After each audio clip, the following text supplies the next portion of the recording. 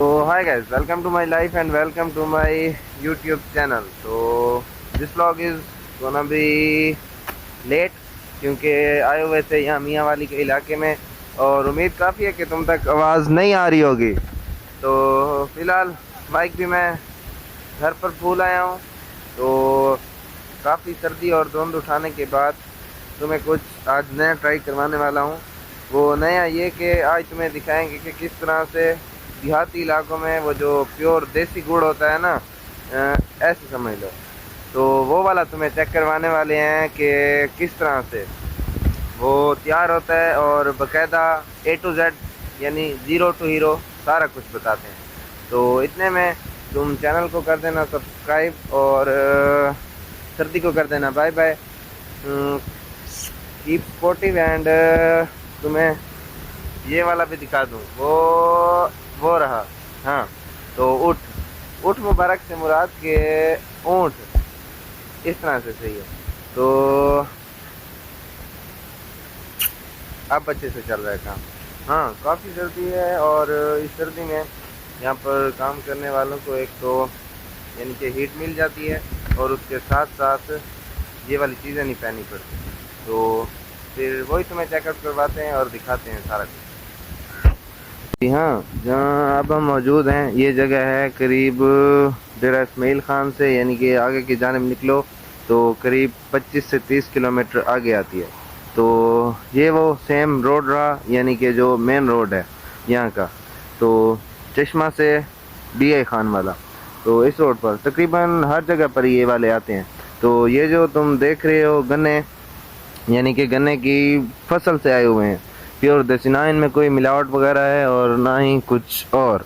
तो ये बाकायदा यहीं से खुद ख़रीद आते हैं, यानी कि जहाँ पर गन्ने की फसल वो तुम सामने देख रहे हो कि वो वाली, हाँ, वहाँ से ये बआसानी खुद ख़रीद सकते हैं और इसे उठा कर आ सकते हैं।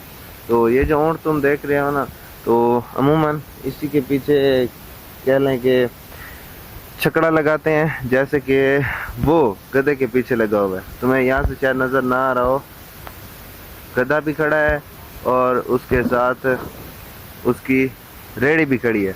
तो वहाँ से ये बआसानी यहाँ तक आ जाते हैं और इसके बाद यहाँ एक पूरा प्रोसेस होता है, वो तुम्हें मैं खुद समझाता हूँ। जी हाँ, फिर से तुम्हें यानी कि सारा कुछ मैं चेक करवाने वाला हूँ। तो सबसे पहले इस हैवी गाड़ी पर यानी कि लोडिंग होकर आती है और ये वाला जो तुम सारा गन्ना देख रहे हो ना, ये इसी चीज़ पर आता है और इसको यहीं पर उतार दिया जाता है। उसके बाद ये जो मेन इनका लगा हुआ है चक्का, तो यहाँ पर यानी कि वो जो गन्ने वाली स्टिक होती है, तो उसको डाला जाता है और ये इस तरह से घूमता है इसकी मदद से। इसके बाद साथ चलता है यानी कि पावर सप्लाई के लिए ये वाला पिटर, और ये इस चीज़ को घुमाता है इसकी मदद से। ये ऊपर लगे हुए बेरिंग और उसको कह लें कि वो जो गन्ने की स्टिक डाली थी वो इस जगह से निकलती है, यानी कि ये 3 रूलर लगे हुए हैं, एक ये वाला, एक उधर और एक इस तरफ, यानी कि वो गन्ने को मोड़कर उससे पूरा रस निकाल देते हैं और ये रस गिरता है इस जगह पर। फ़िलहाल ये किसी मौसम की वजह से मैला पड़ा है, इसको बाकायदा साफ़ किया जाता है और सफाई से यहाँ से जाता है रस सीधा उस बड़े टब में इस पाइप की सप्लाई से। तो इसके बाद यहाँ पर लगा हुआ थोड़ा बहुत ये कपड़ा और ये वाला रस, फ़िलहाल तो ये फिलअप हुआ है, यानी कि पूरी अच्छी तरह से भरा हुआ है और जब ये इस्तेमाल हो जाता है उसके बाद फिर उसे चलाया जाता है। तो यहाँ से रस यहाँ पर आता है, इसके साथ ही ये वाला लगा हुआ है, यानी कि मेन जो इनकी क्लीनिंग का प्रोसेस है। तो यहाँ से ऊपर से जो दिए जाते हैं उन्हें तुम कह लो कि गंद वगैरह या फिर ऊपर जो उसकी झाग होती है, तो उसको वहाँ से उठाकर इसमें डाला जाता है। और इन जो 2 बड़े बड़े लगे हुए हैं पॉट्स, ये जो तुम सामने देख रहे हो, तो इनके नीचे से फायर होती है, यानी कि तुम्हें ऐसे समझा लूँ कि हीट दी जाती है।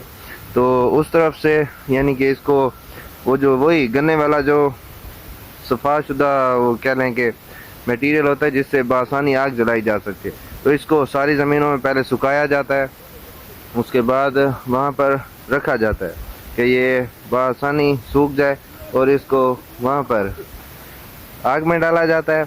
वहाँ से फिर वो सारी आग होती हुई यहाँ से धुआं निकलता है।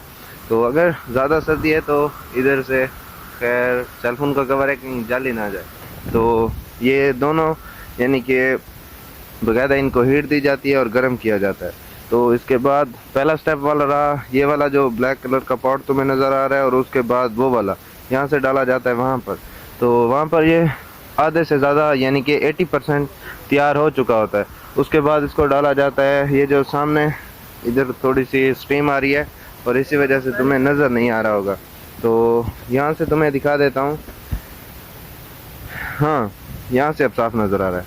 तो ये वही स्टीम, उसका पानी वगैरह और बुखारात बनकर निकल रहे हैं, उससे इस जगह पर डाला जाता है और थोड़ी देर के लिए इसे खुश्क किया जाता है, यानी कि ये अपनी शेप में नज़र आ जाए। तो ये चाचा यहाँ पर रुके हुए हैं, कोई पैगाम देना चाहेंगे पूरे पाकिस्तान को?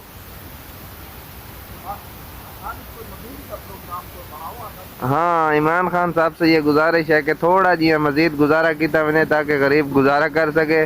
ते यका गरीबा को न रगड़ो ते मेहनत डिगे ते नाल गुड़ दा रेट घट है। तो ये वाली फाइनल प्लेस रह गई, यानी कि वहाँ पर थोड़ा सा खुश्क किया जाता है और यहाँ पर मज़ीद इसे सुखाया जाता है। इसके बाद ये डायरेक्ट यहाँ से सेल भी हो सकता है और मार्केट में भी जा सकता है। तो भाई साहब, आप क्या कहेंगे अपनी मेहनत और इस सारे तजर्बे से?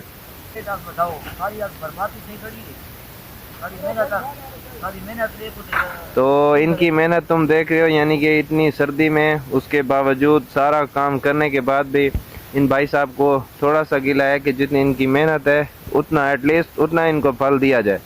तो मज़ीद गुड़ का रेट ऑटोमेटिकली बढ़ेगा, जबकि शुगर और चीनी महंगी हो जाएगी।